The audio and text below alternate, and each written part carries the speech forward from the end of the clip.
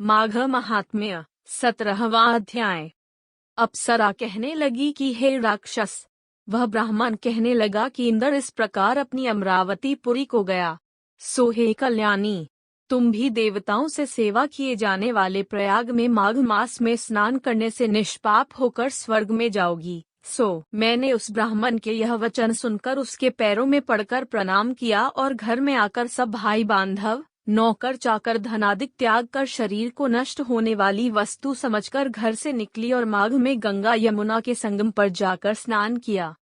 सो हे निशाचर, 3 दिन के स्नान से मेरे सब पाप नष्ट हो गए और 27 दिन के पुण्य से मैं देवता हो गई और पार्वती जी की सखी होकर सुख से निवास करती हूँ।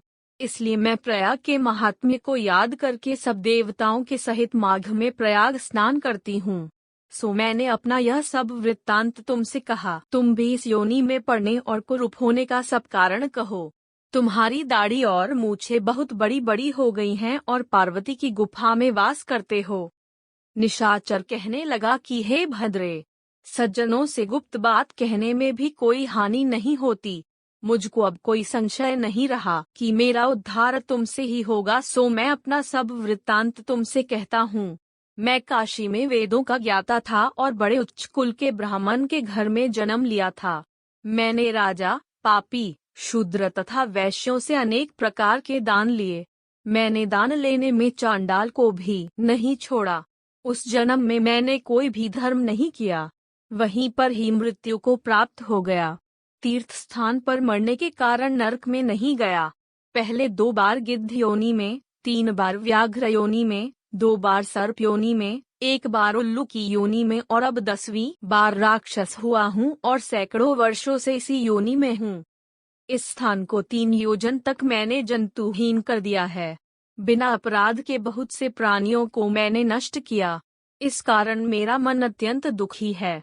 तुम्हारे दर्शन से चित्त में कुछ शांति अवश्य आई है, क्योंकि सज्जनों का संग तुरंत ही सुखदायी होता है।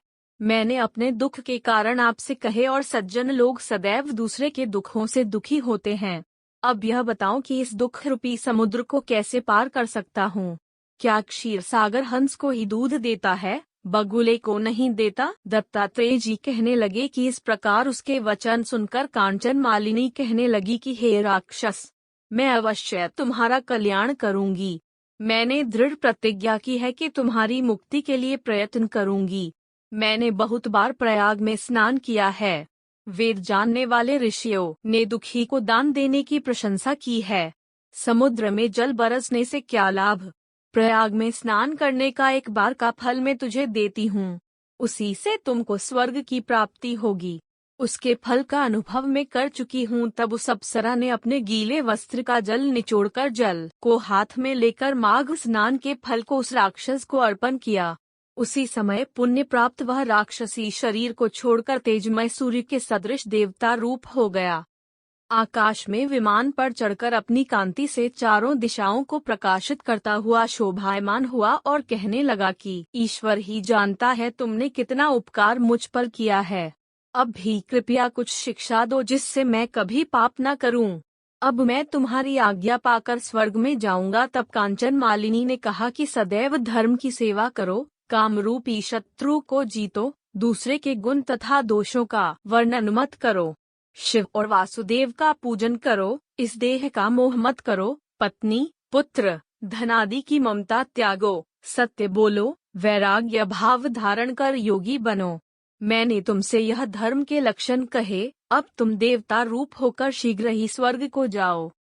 दत्तात्रेय जी कहने लगे कि इस प्रकार गंधर्वों से शोभित वह राक्षस कांचन मालिनी को नमस्कार करके स्वर्ग को गया और देव कन्याओं ने वहां आकर कांचन मालिनी पर पुष्पों की वर्षा की और प्रेम पूर्वक कहा कि हे भद्रे, तुमने इस राक्षस का उद्धार किया। इस दुष्ट के डर से कोई भी इस वन में प्रवेश नहीं करता था। अब हम निडर होकर विचरेंगी। इस प्रकार कांचन मालिनी उस राक्षस का उद्धार करके प्रेम पूर्वक देव कन्याओं से क्रीड़ा करते हुए शिवलोक को गई।